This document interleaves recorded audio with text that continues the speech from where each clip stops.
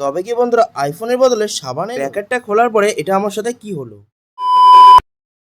তবে কি আইফোনের পুরো টাকাটা কি আমাকে দিতে হবে? হ্যাঁ, এরকমটাই আমাকে কাস্টমারটি বলেছিল। তার কারণ হচ্ছে প্যাকেটটা যখন আমি আনবক্সিং করি বন্ধু, প্রথমবার তো আমিও চমকে গেছিলাম যে এইগুলো কি। আর তারপর ভেবে দেখলাম যে এগুলো বেশিরভাগ ক্ষেত্রে ইলেকট্রিকের যে কোনো জিনিস ওপেন করে প্যাকেটের ভিতরে দেখা যাচ্ছে। আর যেহেতু ফোনটি আইফোন ছিল, আর সেই কারণেই তো আমিও প্রথমে একটু চমকে গেছিলাম। তার কারণ ফোনটির দাম প্রায় 80 থেকে 90,000 টাকা। তাহলে তো তোমরা চমকে যাওয়ার ব্যাপারটা বুঝতেই পেরেছো। আর তাছাড়া পার্সেলটা নিয়ে আসার পর থেকে কাস্টমারটি আমাকে বারবার একই কথা বলছে, দাদা যদি আইফোনের ভিতরে সাবান থাকে বা কোনো পাথর ভরা থাকে। আর কাস্টমারটি নাকি ফেসবুকের ভিডিও দেখেছে, আর যার কারণে কাস্টমার আমাকে বারবার এই কথা বলছে। আর বন্ধুরা, যখন আমার ফোনটি আনবক্সিং করা হয় আর সেখানেই কাস্টমারটি থেমে থাকে। আমার হাত থেকে কাস্টমারটি ফোনটি নেওয়ার পর ভালো করে ফিজিক্যালি চেক করে নিচ্ছে, আর তারপরে ফোনটির আইএমআই নাম্বার দিয়ে অ্যাপেলের সাইডে গিয়ে ভালো করে চেক করছে ফোনটা কি আদৌ রিয়েল নাকি ফেক নাকি ড্যামেজ। ভিডিওটি কেমন আছে বন্ধুরা কমেন্ট করে জানাতে ভুলো না।